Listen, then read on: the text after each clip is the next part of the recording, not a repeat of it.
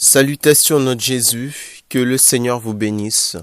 Ce matin, le Seigneur m'a mis à cœur de parler avec vous sur la possibilité de vivre dans les difficultés.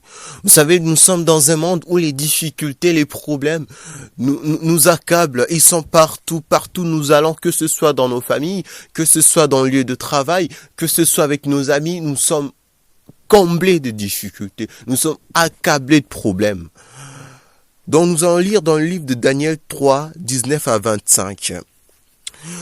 Ici, dans ces passages, je vous demanderai de lire tout Daniel, en commençant au verset 1 jusqu'au verset 25 pour bien comprendre. Donc ici, il est question de ces trois jeunes hommes qui ont été jetés dans la fournaise ardente parce qu'ils avaient refusé de se plier aux ordres du roi.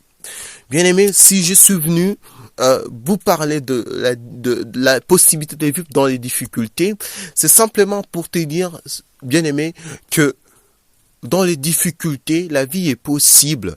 Ici, dans ce passage de Daniel, on voit bien ces trois jeunes hommes qui ont été jetés dans la fourneuse, et même si les trois personnes qui disons le héros du roi qui les avait jetés dans la fourneuse était brûlé avant même de rentrer dans la fourneuse. Mais ces trois jeunes hommes, ça n'a pas pu empêcher à ces trois jeunes hommes d'atterrir, de descendre dans le feu. Oui, le feu, ça peut représenter les difficultés qui nous accablent. Le feu, ça peut représenter les différents problèmes qu'il y a autour de nous. Je connais pas tes problèmes, je connais pas tes soucis, je connais pas tes inquiétudes, je connais pas tes difficultés, mais je viens simplement te dire qu'il y a une possibilité de vivre dans ces difficultés. Vous voyez, ces trois jeunes hommes étaient descendus dans le feu, ces trois jeunes hommes étaient rentrés dans le feu, mais ils étaient sains et saufs. Le feu, ça peut représenter les problèmes. Je connais pas tes problèmes, mais le Seigneur me demande de te motiver, le Seigneur me demande de te rassurer que même dans les difficultés, que même dans le feu, la vie est possible. Quelles sont tes difficultés? Je les connais pas, mais je t'assure qu'il suffit de garder confiance en ces dieux. Il suffit de rester constant dans ses pensées, rester constant et cohérent dans ce qu'on croit. Et la possibilité de sortir de ces difficultés est là. Crois-moi, bien-aimé, je suis en train pas de te raconter des choses de racontard, je suis pas en train de te raconter de choses qui n'existent pas, mais je suis simplement en train de te dire, confie-toi en ces dieux, attache-toi à ces dieux, parce que même dans les difficultés, parce que même dans le feu, la vie est possible.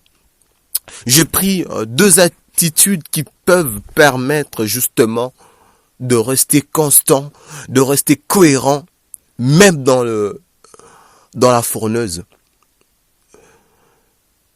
Déjà, on va noter l'assurance et la confiance en Dieu peut nous sortir de ces problèmes. Quand nous lisons dans Daniel 17, 18, et ces jeunes hommes qui répondent au roi, voici notre Dieu que nous servons peut nous délivrer de la fournaise ardente et nous délivrera de ta main au roi.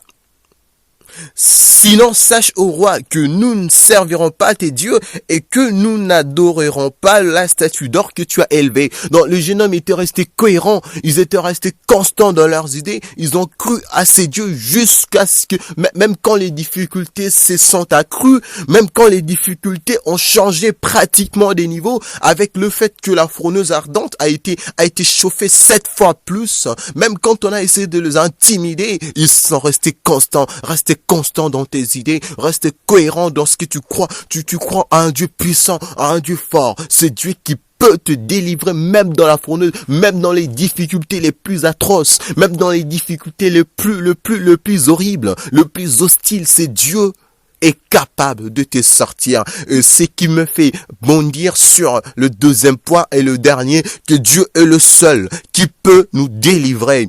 Quand nous lisons dans Daniel 3, 29, la dernière partie, il est écrit, parce qu'il n'y a aucun Dieu qui puisse délivrer comme lui. Là, c'est le roi lui-même, après qu'ils aient vu tous les miracles de Dieu, après qu'il ait vu tout ce que Dieu a pu accomplir dans ces 3 jeunes hommes, le roi lui-même qui commence à déclarer qu'il n'y a aucun Dieu qui peut sortir de ça. Donc je sens simplement te dire que nous avons un Dieu qui peut nous sortir de nos difficultés, parce qu'il y a un Dieu qui peut nous aider. Je sais pas tes problèmes, mais je suis en train de te dire, ne te suicide pas. Je suis en train de simplement te dire, ne laisse pas la pression, t'envahir. Reste cohérent, reste constant dans tes pensées.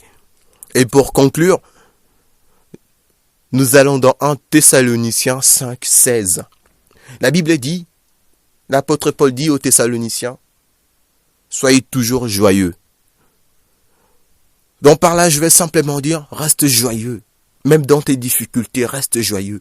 Un enfant de Dieu, c'est celui qui est joyeux, c'est celui qui fait le contraire de ce que les mondes fait, le contraire de ce que les mondes pensent.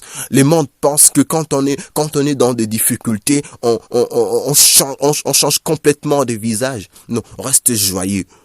Reste joyeux parce que ton roi arrive, parce que ton roi peut te délivrer. Ne te suicide pas. Ne te suicide pas. Ne renie pas ton Dieu. Reste cohérent. Reste constant dans tes pensées. Et le Seigneur te bénira.